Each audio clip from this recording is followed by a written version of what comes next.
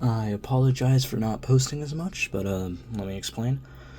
So, if you've heard about something called Indie Cross, you might understand what I'm trying to do here as a game developer. If you don't know what Indie Cross is, Indie Cross is an animated series available on YouTube, and for some reason rated on IMDb very highly, by the way. It's just meant to shine the spotlight on just indie creators and indie games projects. Unfortunately, it can't really be that recent because, the older games need more light, but that's in the series. In the game, I can do whatever I want since I'm the creator. Speaking of the game, here it is.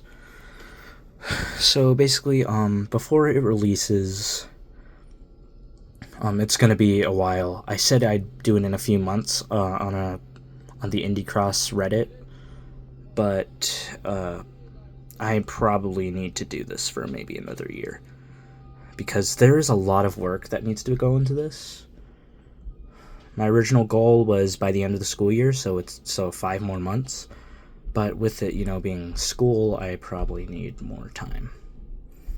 So yeah, just I'm doing Indie Cross. When it releases, you're still allowed to make suggestions and comments on the game.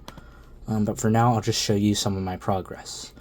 After making the character stats, I'm on little character cards on Google Slides. After I make the character stats, I put them on cards because I wanted them to be more aesthetically pleasing. So there are a lot of things that are going into this game.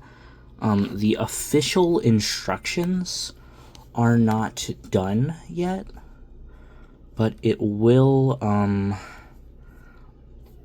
be released.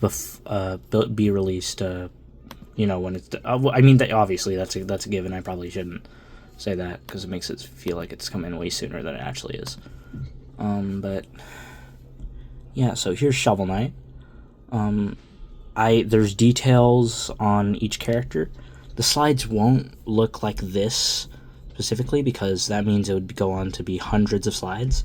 What my friend suggested I do is for each character leave a link to their official slideshow because that will allow them to be separated and it'll look more neat.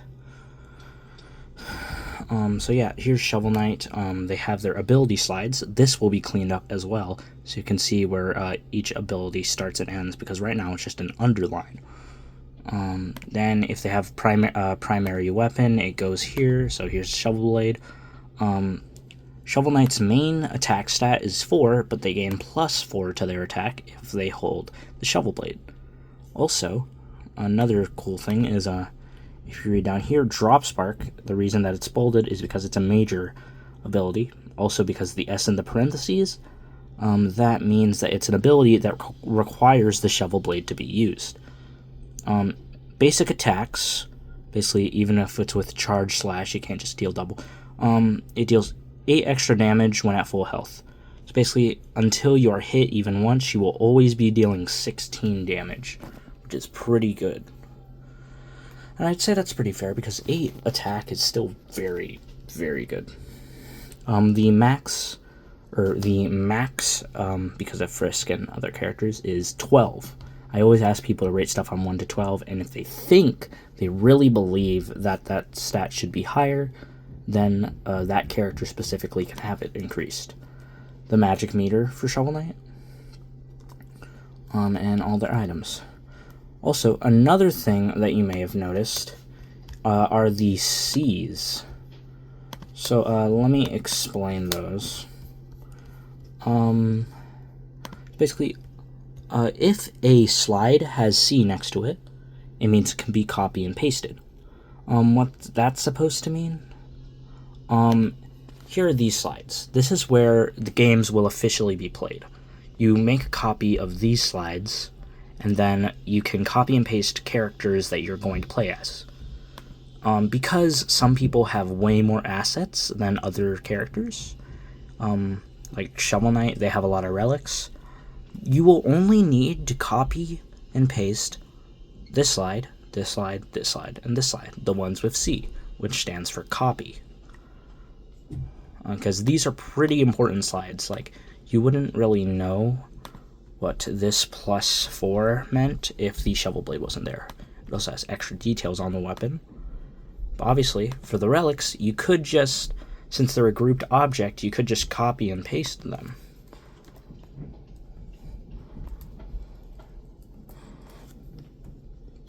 So yeah, that's how the character system will work.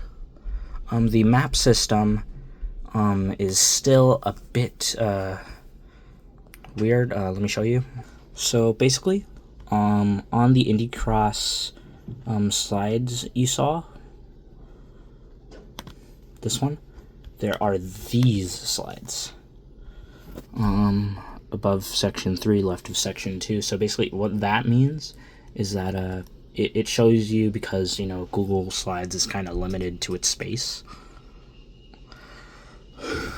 It tells you if you exit 5 to the right, since it's left of section 2, that would mean, since you're going right, you're going to section 2, 5 to 6.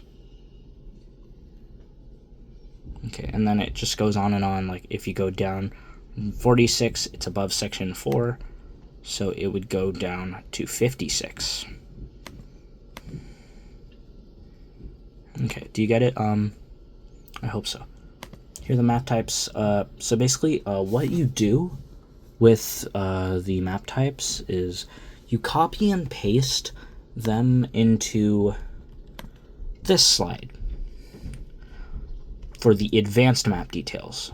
What I mean by advanced is because obviously it's kind of hard to read that big of text over here. So basically what I did is we have this complicated version, more explanations. Then we have basic details, which is much shorter and will fit better.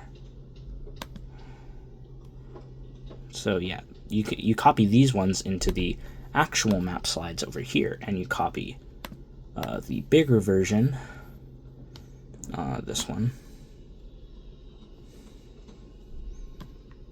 into that bigger slide.